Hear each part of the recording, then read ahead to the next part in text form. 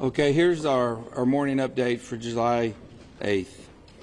Search efforts continue throughout Kirk County. As of 8 a.m. this morning Central Time, there are 95 deceased. I'm going to kind of break down the numbers for you. On adults, there's 59, unidentified 14. Children, 36, unidentified 13. Camp Mystic currently still has missing 5 campers and 1 counselor. Officials report there are 161 missing people in Kirk County area.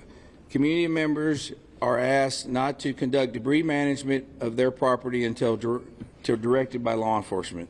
There is also a no burn ban in Kirk County at this time till further notice. Let me give you a visual. I know probably all of y'all have been in our community capturing the aftermath of this disaster. But with that said, also take note that Kirk County is 1,100 square miles of beautiful but complex hill country. There are rural areas that may experience extended response times, areas where cell service is spotty, where the area is single-lane bridges and low water crossings. Sometimes evacuations is not the safest. Sometimes it's better to shelter in place. The hill country is not a one-size-fits-all place. First responders from emergency services throughout Kirk County promptly responded to the recent emergency as the situation unfolded. As with other significant events that are emergencies services encounter, this incident will be reviewed. You have my word. When or if necessary, if improvements need to be made, improvements will be made. What I'd like to do right now is kind of give you a breakdown. You know, I believe the latest report I had, we have 2,100 people out here at some capacity on this incident. Okay, as far as Kirk County Sheriff's Office right now, what our office is currently doing, it's an all hands on deck. Everybody we got are out here, but also we have additional 2,000 plus people helping us. But as far as our patrol division, you know, right now they're involved in answering calls. Y'all have to remember, we still got day-to-day calls we have to handle. But they're also involved in different kinds of rescue and recovery efforts. My CID division, Criminal Investigation Division, is assisting with operations at the funeral home process. My SOD division, Special Operations Division, is searching through heavy debris with heavy equipment. They're distributing assets for the Texas Game Wardens. They are also involved in recovery operations. Also, they're working with DPS special agents on all recovery processes and with the volunteer fire departments. Our communications is overseeing the communication operation liaison with DPS also.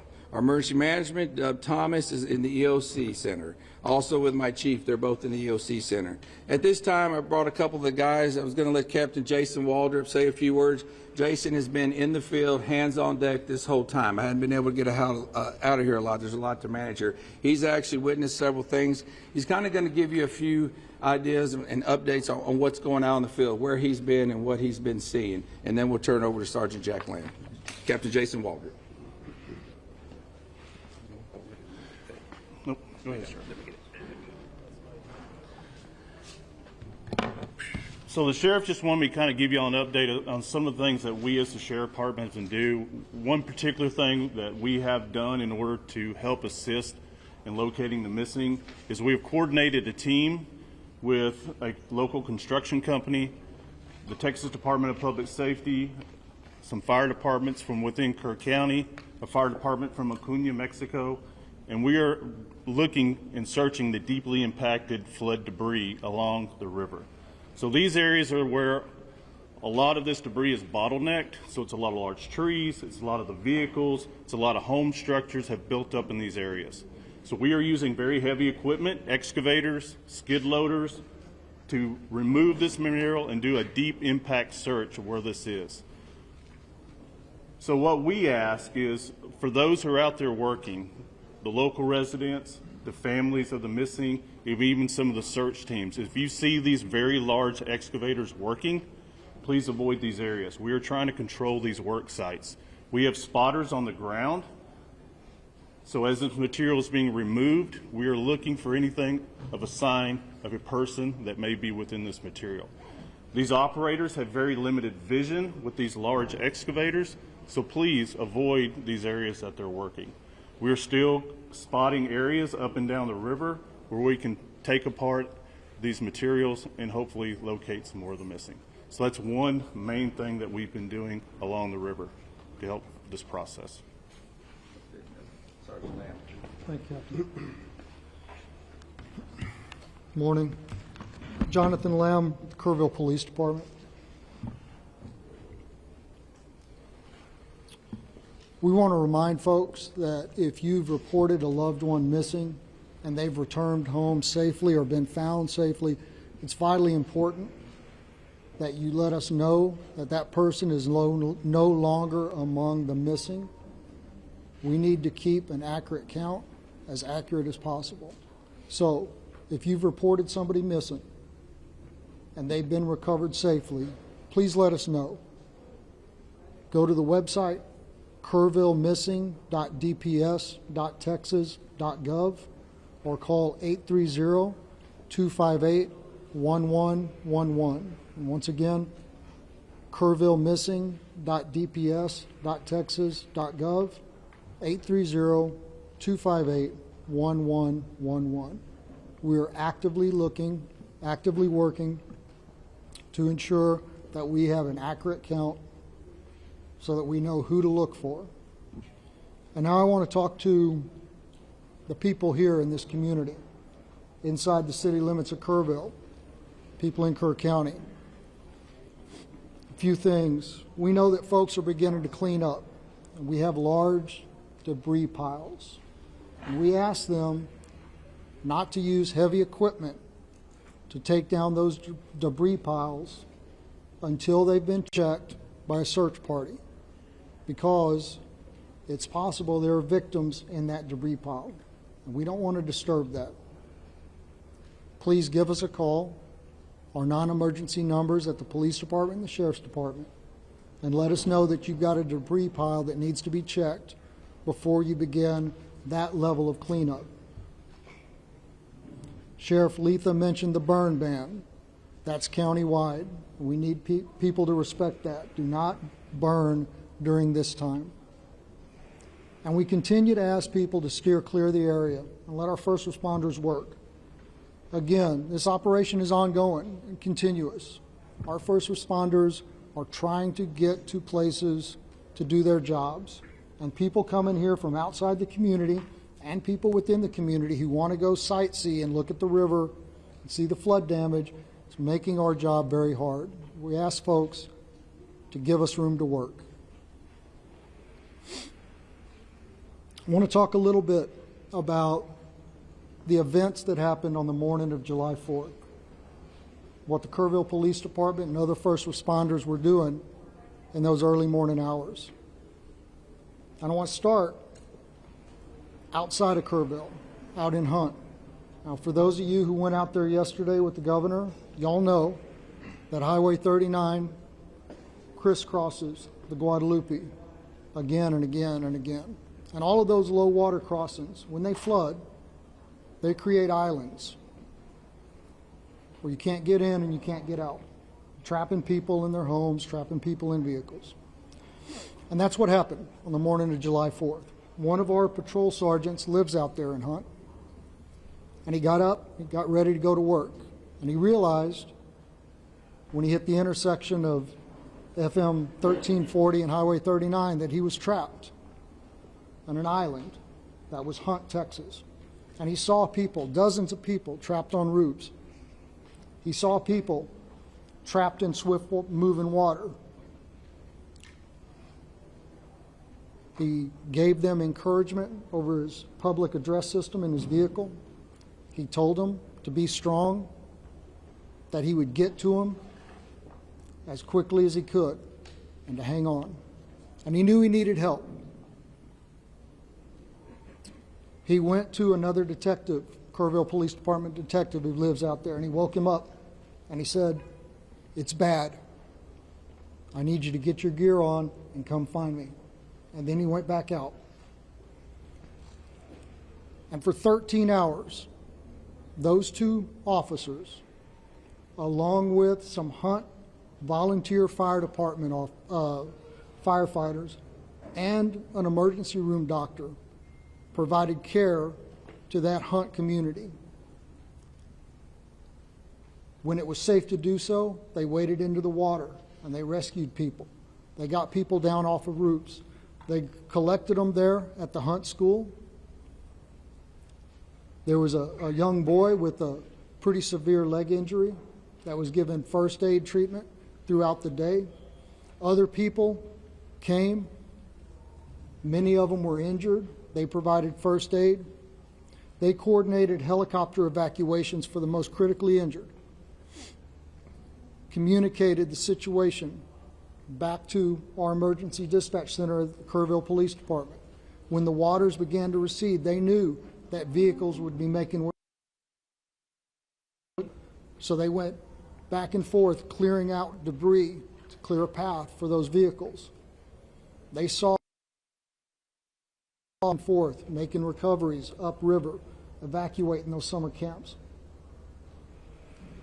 And they were by themselves on that island that was Hunt, Texas, doing what they do, serving, protecting, and helping, until about 5 o'clock in the afternoon, when other emergency workers and high-profile vehicles were able to get out there. And here in town, the early morning hours is still dark. Our officers realized that areas of town that traditionally don't flood were going to flood, and that low-lying areas close to the river were in danger. Our officers spent hours going back and forth. In that first hour, they evacuated over 100 homes and evacuated and rescued over 200 people. And to say that doesn't even come close to explaining the actions that took place. Door to door, waking people up, convincing them that yes, the floodwaters are coming and you need to leave now. They rescued people out of vehicles. They rescued people out of homes that were already flooding, pulling them out of windows. They entered water. There's a trailer park that flooded in minutes. One officer was there by himself, and he realized, I need help. He sounded his siren, driving up and down those streets that were beginning to flood, calling on his PA system for folks to wake up and evacuate. And then 2 other officers joined him through first thigh deep, then waist deep, then chest deep water, as they went from RVs and trailers and rescued people, carrying them to safety through the water. Out on old FM 689, there were 2 people trapped in the water, clinging to a tree. 2 officers were there when the 3rd one drove up. And one of them was wrapping a 100-foot flex line garden hose around his waist to go into the water and rescue those people. And those 3 officers went into the water, and one of them held that hose and acted as an anchor, while those other 2 made their way to those 2 victims, and they were able to evacuate them safely. Folks, I don't know how many lives our KPD team saved in an hour in Kerrville, but I know that this tragedy, as horrific as it is, could have been so much worse. And finally, I want to tell you about a member of our KPD team. These guys have been working around the clock. 4th of July traditionally is a all hands on deck event for us because we hold an amazing concert on the river. On July 4th, it was an all hands on deck event for a very different reason. But our officers have been working without time off, without any downtime, 16, 18, 20-hour shifts, without complaint. Yesterday was the first day we were able to give a couple of them some downtime. So we sent an officer home to rest. But rather than taking a day off, a much well-deserved day off, he got up and he put on his gear and he volunteered to go out on foot with a ground search party. And he spent his day up and down the Guadalupe River, going over, under, around trees, searching for victims to try and reunite the missing with their families.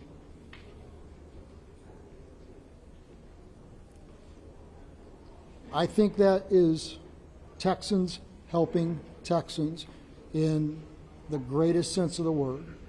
That's what community is. And that's what's important right now.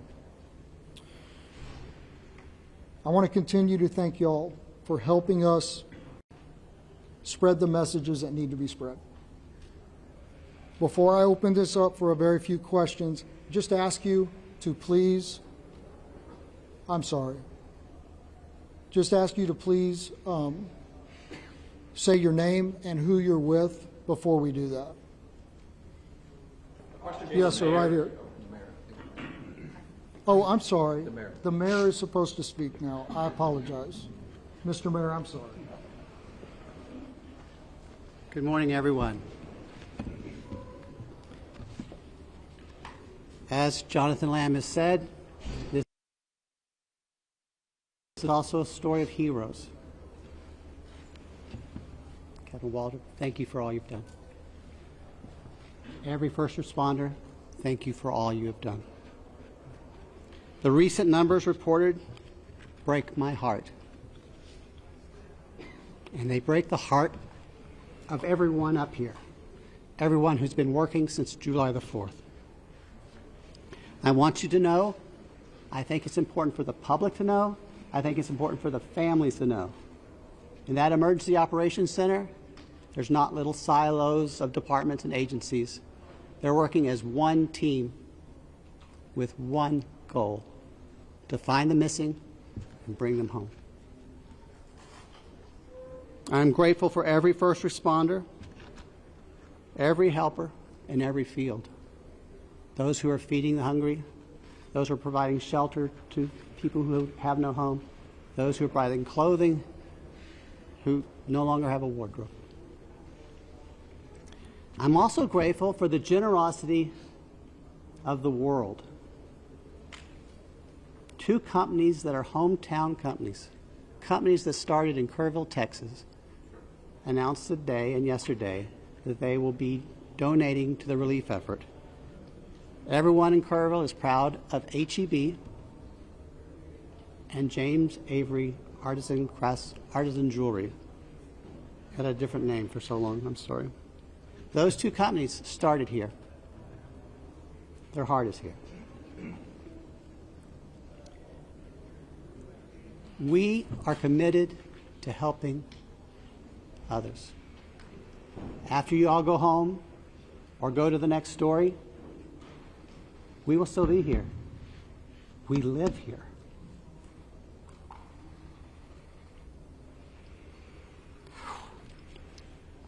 We've lost friends here.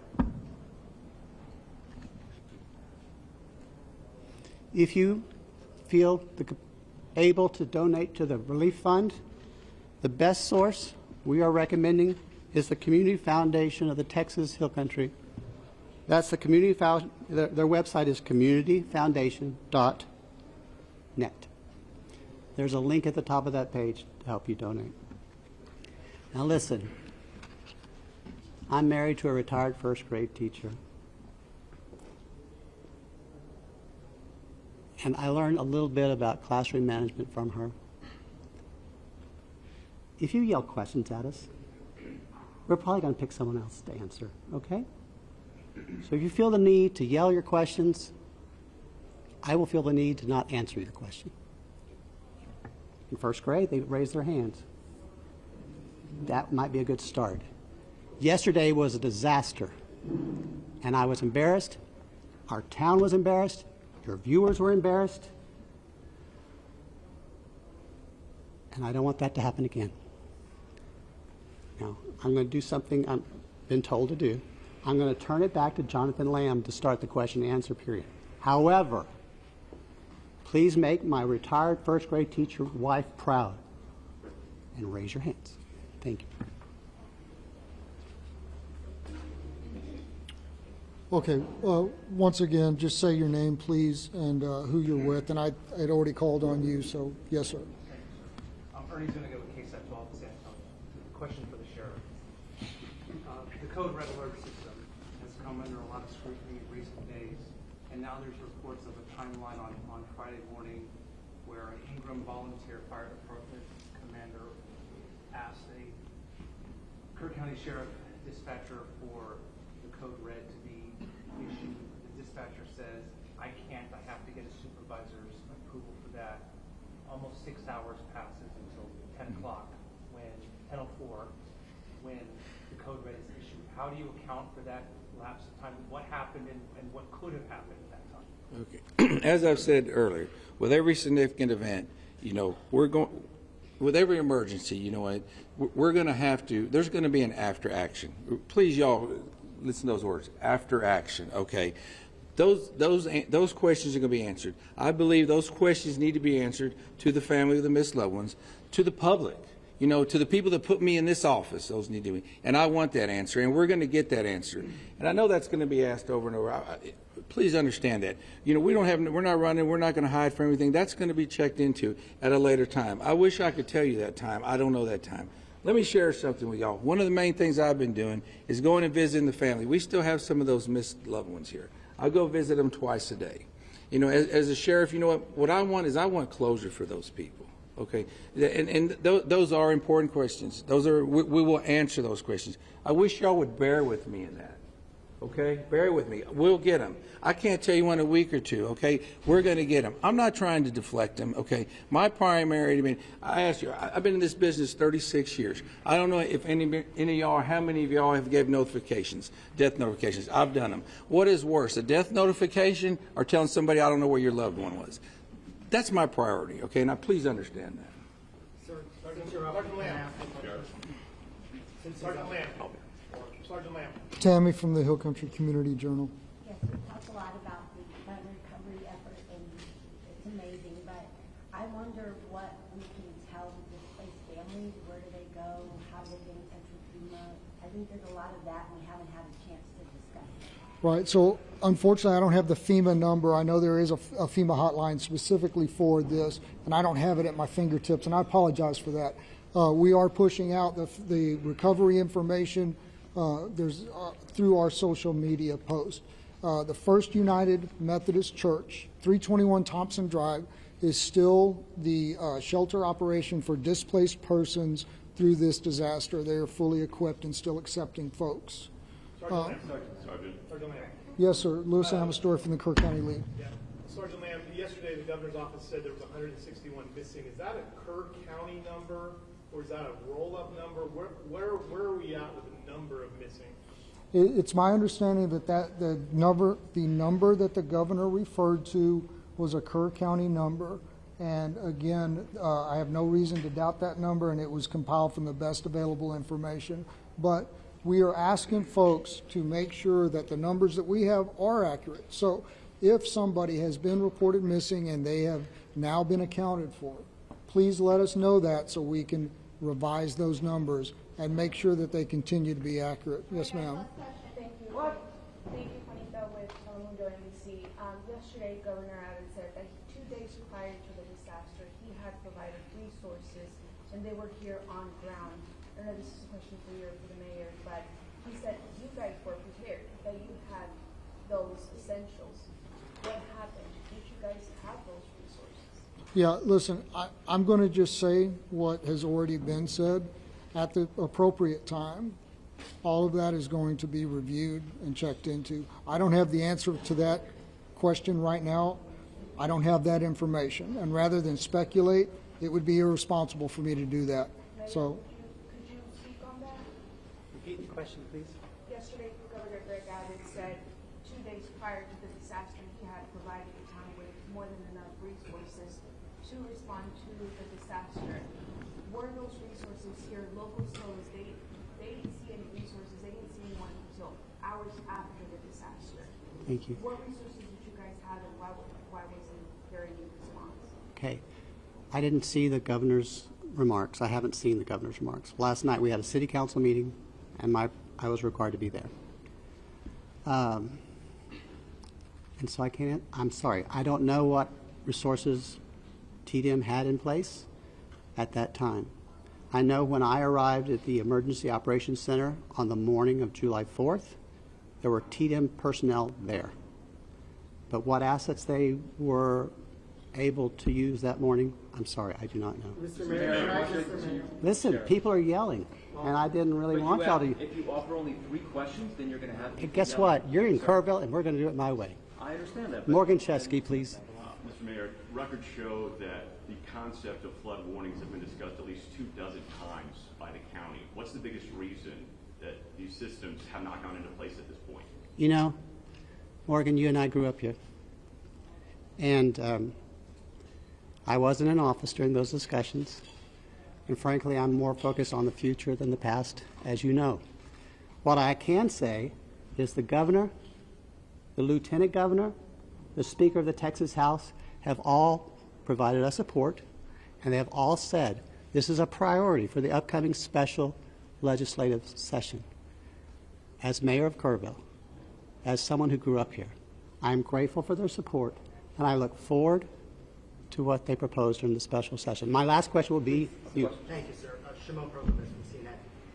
The Lieutenant Governor said that on July 3rd that the county judges and city mayors were invited on a daily call Thursday to discuss weather forecasts. Were you on that call? Were you invited to that call? Do you know if the county judge was also on that? I can't speak for the county judge. That would be hearsay. And I'm not going to contradict the information you have. But I will tell you, personally, I did not receive a telephone call. You weren't invited to the call?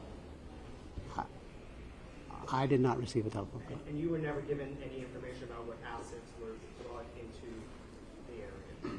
So I wasn't invited to the call. I'm not trying to deflect, but I don't. Do you know why that would happen? Maybe I'm not a local mayor. I can't tell. No. All right. Thank you, guys. Please. From Mexico, all right, folks, I appreciate that, and I appreciate the decorum that was shown this morning. So, as y'all are aware, gentlemen, just do me a favor. I'm not quite finished yet. All right. So, as y'all are aware, there's not going to be a 1500 presser. What we are going to do is send out an update, any updates through the email list. And once again, if you haven't gotten on our email list, that's going to be JIC at kerrvilletx.gov. I'll give it to you again, JIC at kerrvilletx.gov. Thank y'all. Sergeant, what time did your fellow officer, what time did you